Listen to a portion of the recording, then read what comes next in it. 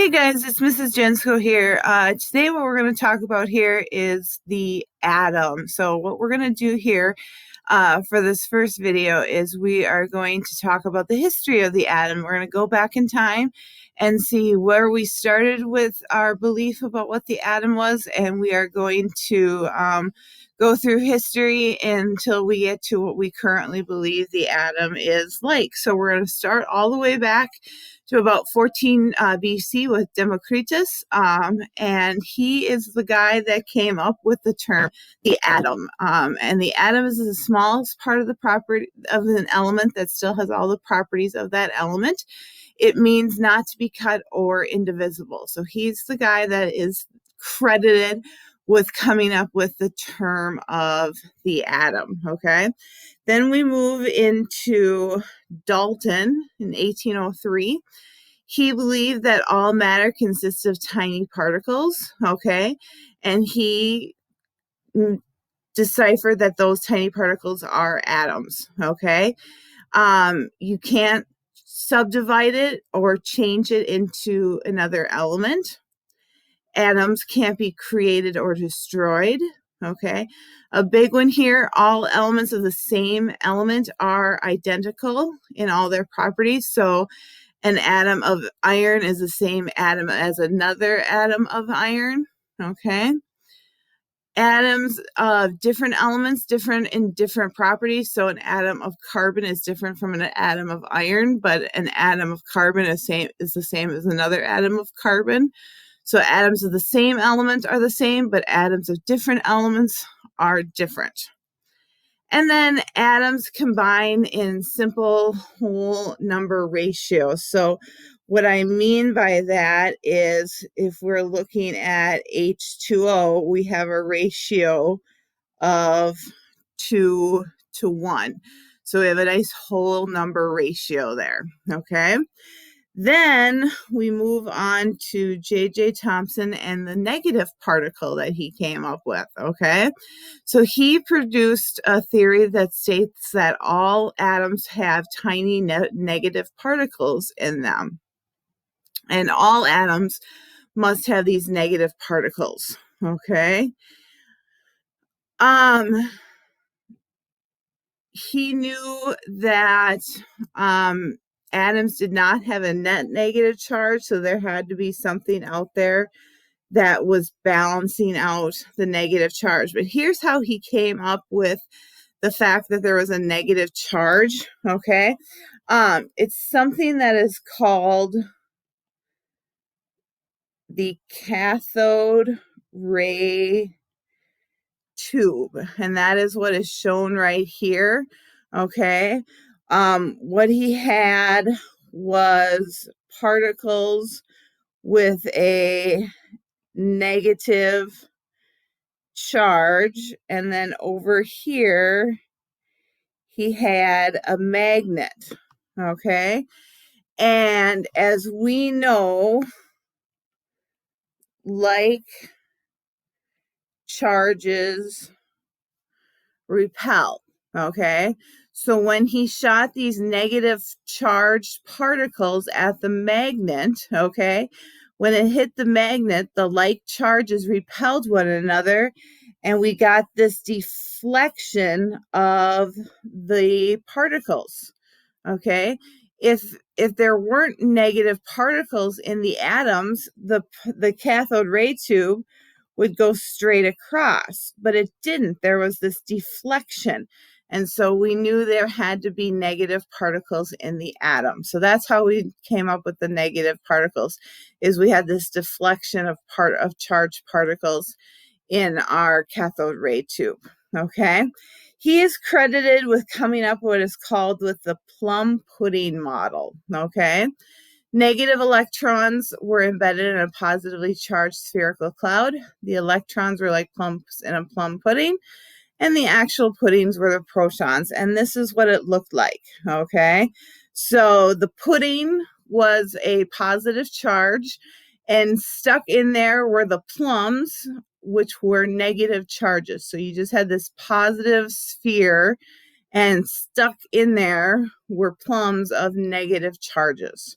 So that is what the plum pudding model looked like, okay? Then along comes Rutherford, and he is credited with discovering the nucleus, okay? So here's how he did this, okay?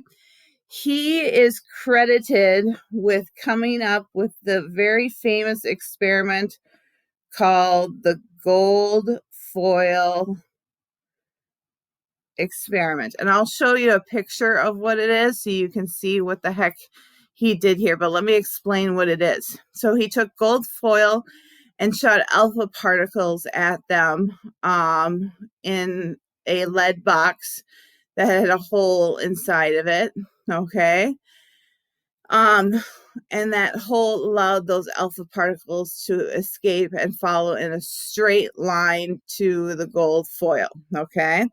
What he saw is most of the alpha particles went straight through, but he got some deflections, very small deflections, but he did get some deflections to go through.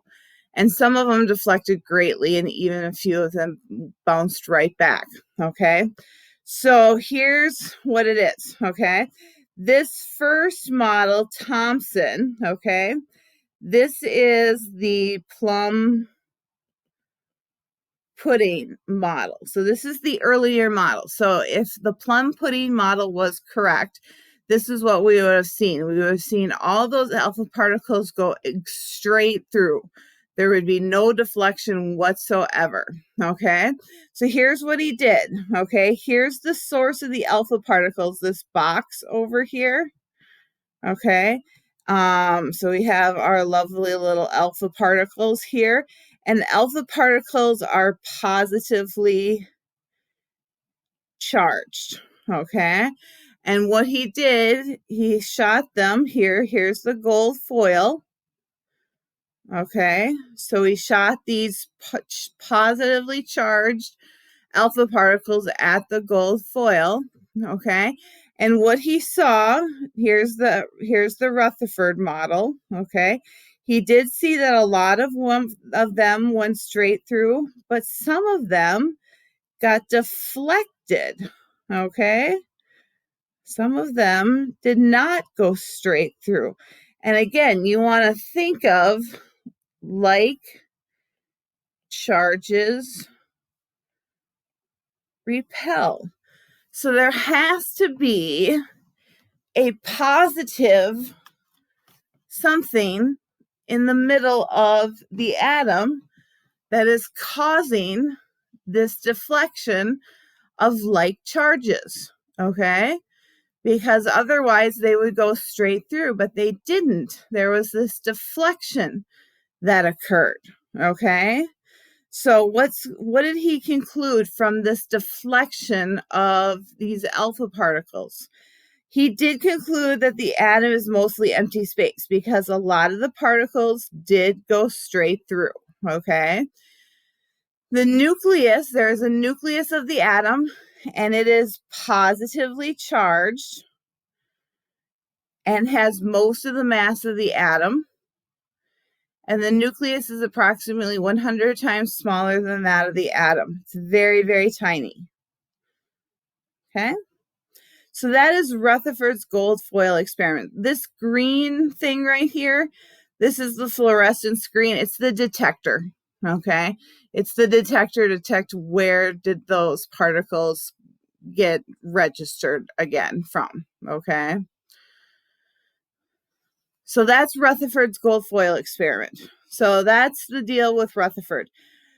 So Thomson did the electron. Rutherford did the positive nucleus. Okay. Now we're going to move on to Bohr. Okay.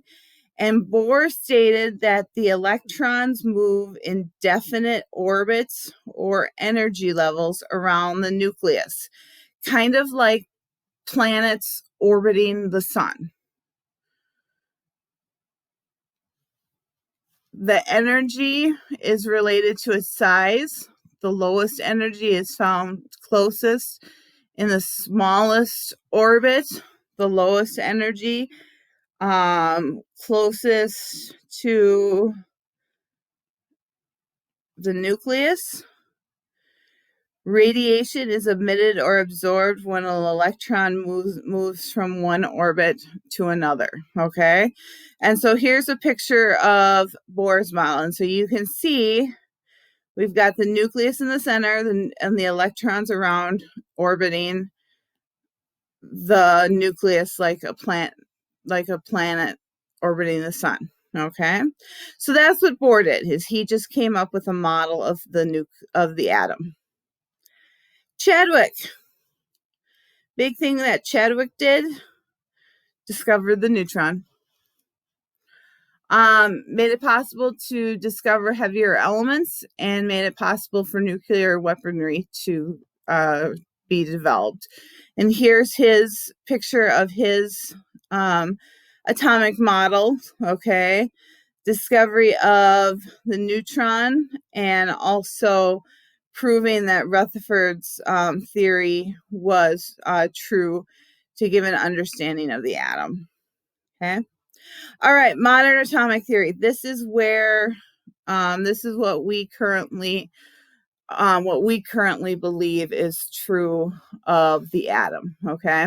So the atom has a small positively charged nucleus surrounded by a large region in which there is enough electrons to make it neutral, okay?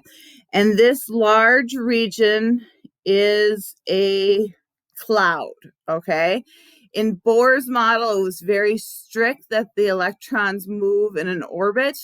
We currently now believe that they rotate basically wherever they want to go. It's a very soft cloud. It's not a distinct orbit where they want to go. So that's why it's a fuzzy, if you look at the picture, it's a fuzzy boundary, okay? It's not distinct.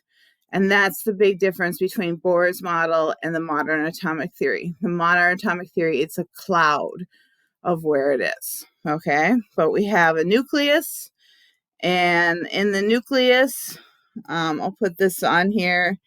In the nucleus is the neutrons and the protons, and then what we call the electron cloud is where you find the electron. And again, it's a cloud, okay? All right, so structure of the atom. The nucleus makes up 99% of the weight. We do have over 100 different subatomic particles because now we can crack open a proton and find quarks and leptons and Messiers and fermions and all these other things, but we're not going to get into that. We're just going to focus on the three main subatomic particles, the protons, the neutrons, and the electrons. That's all we're going to worry about. All right, what's the difference between Bohr's model and the modern atomic theory? Bohr's model, the electrons move in specific orbits. In the modern atomic theory, the electrons have no strict path. They go wherever they want. And that will take us to our first break on the atom. So go ahead, pause the video for right now, and go ahead and start on your work. Let me know if you have any questions, and good luck.